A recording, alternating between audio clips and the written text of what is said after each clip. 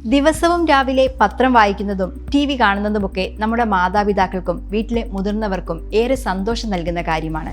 എന്നാൽ കാഴ്ച കുറഞ്ഞു വന്ന് അവർ ഇഷ്ടത്തോടെ ചെയ്തിരുന്ന കാര്യങ്ങൾ ഒരു ദിവസം ചെയ്യാൻ കഴിയാതായാൽ അത് ഏറെ വേദനിപ്പിക്കും. 40 വയസ്സ് കഴിഞ്ഞവരുടെ കാഴ്ച നഷ്ടപ്പെടുത്തുന്ന അവസ്ഥകളിൽ ഏറ്റവും പ്രധാനം തിമിരമാണ്.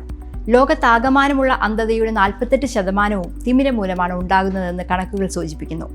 സാവധാനത്തിൽ തുടങ്ങി പിന്നീട് കാഴ്ചയെ പൂർണ്ണമായും ബാധിക്കുന്ന അവസ്ഥയാണ് തിമിരം. അതുകൊണ്ട് കാഴ്ചയിലുണ്ടാകുന്ന ബുദ്ധിമുട്ടുകൾ പ്രത്യേകം ശ്രദ്ധിക്കണം. ക്യാമറയുടെ ലെൻസ് പോലെ തന്നെ നമ്മുടെ കണ്ണിൽ ഒരു ലെൻസ് ഉണ്ട്.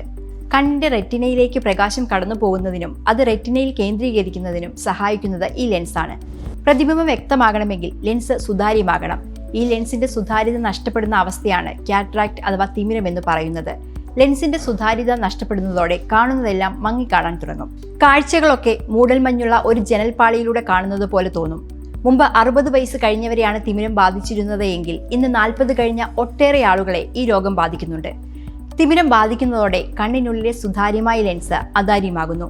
ചികിത്സിച്ചില്ലെങ്കിൽ കാഴ്ച മങ്ങി പൂർണ്ണമായും അന്ധതയിലേക്ക് പോകാം. കാഴ്ച മങ്ങുക എന്നതാണ് തിമിരത്തിന്റെ ഏറ്റവും പ്രധാനപ്പെട്ട ലക്ഷണം. തിമിരം ബാധിച്ചു കഴിഞ്ഞാൽ അരണ്ട വെളിച്ചത്തിൽ വസ്തുക്കൾ കാണാൻ ബുദ്ധിമുട്ടുണ്ടാകുന്നു. പ്രത്യേകിച്ച് രാത്രി കാഴ്ചയെ ഇത് വളരെയധികം ബാധിക്കുന്നു. രാത്രിയിൽ വാഹനം ഓടിക്കുവാനും നടക്കുവാനും ഒക്കെ ബുദ്ധിമുട്ടുണ്ടാകുന്നു. ഒരു കണ്ണിൽ മാത്രം ഡബിൾ വിഷൻ അനുഭവപ്പെടുന്നു. തീവ്രമായ വെളിച്ചമില്ലാതെ വായിക്കാൻ സാധിക്കാതെ വരുന്നു. പാചകം, വായന, ആളുകളുടെ മുഖം തിരിച്ചറിയുക തുടങ്ങിയ കാര്യങ്ങൾക്ക് ബുദ്ധിമുട്ട് അനുഭവപ്പെടുന്നു.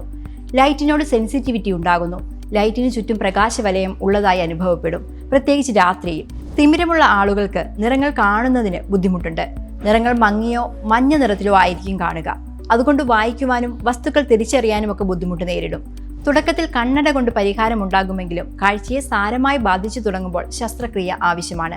വാർദ്ധക്യമാണ് തിമിരത്തിന്റെ പ്രധാന കാരണമായി പറയുന്നതെങ്കിലും തിമിരമുണ്ടാകാൻ നിരവധി മറ്റു കാരണങ്ങളുണ്ട്. കടുത്ത പുകവലി, കടുത്ത മദ്യപാനം എന്നിവ തിമിരത്തിന് കാരണമാകാം.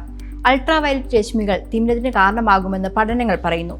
അതുകൊണ്ട് തന്നെ പഴയ കാലത്ത് സൂര്യപ്രകാശത്തിൽ അധിക സമയം ജോലി ചെയ്യുന്ന ആളുകൾക്കായിരുന്നു തിമിരം കൂടുതലായി കണ്ടുവന്നിരുന്നത്. കണ്ണിനുണ്ടാകുന്ന ട്രോമകൾ, അതായത് പരിക്കുകളും ആഘാതവും ഒക്കെ വർഷങ്ങൾക്ക് ശേഷം തിമിരത്തിന് കാരണമാകാം. ജനിതകപരമായും തിമിരം ഉണ്ടാകാം. കുടുംബത്തിൽ തിമിരത്തിന്റെ ഹിസ്റ്ററി ഉള്ളവർക്ക് ഈ രോഗം വരുവാനുള്ള സാധ്യത കൂടുതലാണ്. ഉയർന്ന അളവിൽ അനിയന്ത്രിതമായുള്ള പ്രമേഹം തിമിരമുണ്ടാകുവാനുള്ള സാധ്യത വർദ്ധിപ്പിക്കുന്നു. ദീർഘകാലമായുള്ള സ്റ്റിറോയിഡുകളുടെ ഉപയോഗവും തിമിരമുണ്ടാകുവാനുള്ള സാധ്യത വർദ്ധിപ്പിക്കുന്നുണ്ട്. തിമിരം വ്യത്യസ്ത തരത്തിലുണ്ട്. ലെൻസിന്റെ അരികുകളിലൂടെ വികസിക്കുകയും പിന്നീട് മധ്യഭാഗത്തേക്ക് നീങ്ങുകയും ചെയ്യുന്ന തിമിരമാണ് കോർട്ടിക്കൽ കാറ്ററാക്ട് എന്ന് പറയുന്നത്. ലെൻസിന്റെ മധ്യഭാഗത്ത് അമിതമായ അളവിൽ മഞ്ഞ നിറഞ്ഞ പ്രകാശവും ലൈറ്റ് സ്കാറ്ററിങ്ങും അനുഭവപ്പെടുന്നതാണ് ന്യൂക്ലിയർ കാറ്ററാക്ട്. പ്രായത്തിനനുസരിച്ച് ലെൻസിന് മൂടലുണ്ടാകുമ്പോൾ സംഭവിക്കുന്ന അവസ്ഥയാണിത്. തലയിലോ കണ്ണിന്റെ ഭാഗത്തോ ഉണ്ടാകുന്ന ആഘാതം മൂലവും ലെൻസിന് മൂടൽ അനുഭവപ്പെടുന്ന അവസ്ഥയാണ് റോസെറ്റ് തിമിരം. മിക്ക തിമിരങ്ങളും തുടക്കത്തിൽ കാഴ്ചയെ അധികം ബാധിക്കില്ല. എന്നാൽ സാവധാനം അത് വികസിച്ച് കാഴ്ച ഇല്ലാതാക്കും. രോഗം മൂർച്ഛിച്ചാൽ ശസ്ത്രക്രിയയാണ് പരിഹാരമെന്ന് പറഞ്ഞല്ലോ. താരതമ്യേന വളരെ അപകട സാധ്യത കുറഞ്ഞ ശസ്ത്രക്രിയയാണിത്. ശസ്ത്രക്രിയയിൽ തിമിരം ബാധിച്ച ലെൻസ് നീക്കം ചെയ്ത് പുതിയത് വയ്ക്കുന്നു. 1-2 മണിക്കൂറുകളാണ് ഇതിനായി എടുക്കുക. അന്നു തന്നെ വീട്ടിൽ പോകാനും കഴിയും. മുൻകാലങ്ങളിൽ തിമിര ശസ്ത്രക്രിയയ്ക്ക് മാസങ്ങളുടെ വിശ്രമം ആവശ്യമായിരുന്നു. എന്നാൽ ടെക്നോളജി മാറിയതോടെ തിമിര ശസ്ത്രക്രിയയ്ക്ക് വളരെ കുറഞ്ഞ സമയത്തിന്റെ ആവശ്യമേ ഉള്ളൂ. ജൂൺ കാറ്ററാക്ട് അവയർനെസ് മാസമാണ്. തിമിരത്തെക്കുറിച്ചുള്ള അറിവ് വർദ്ധിപ്പിക്കുകയും കണ്ണിന്റെ ആരോഗ്യം മെച്ചപ്പെടുത്തുകയും ഇതുവഴി കാഴ്ച നഷ്ടപ്പെടുന്നത് തടയുകയുമാണ് ഈ അവയർനെസ് മന്ത് കൊണ്ട് ലക്ഷ്യം വയ്ക്കുന്നത്. കണ്ണിന്റെ ആരോഗ്യ സംരക്ഷണത്തിനായി കടുത്ത വെയിലത്തിറങ്ങുമ്പോൾ സൺഗ്ലാസ് ധരിക്കുക. വിറ്റാമിൻ സി, വിറ്റാമിൻ ഇ, ഇലവർഗ്ഗങ്ങൾ, ക്യാരറ്റ് തുടങ്ങിയവ ആഹാരത്തിന്റെ ഭാഗമാക്കുക. ഡയബറ്റിസ് ഉള്ളവരാണെങ്കിൽ അത് നിയന്ത്രണ വിധേയമാക്കുക. പുകവലിയും മദ്യപാനവും ഉപേക്ഷിക്കുകയോ നിയന്ത്രിക്കുകയോ ചെയ്യുക. ഇതിലൂടെ ഒരു പരിധിവരെയും കണ്ണിന്റെ ആരോഗ്യം സംരക്ഷിക്കുവാൻ കഴിയും.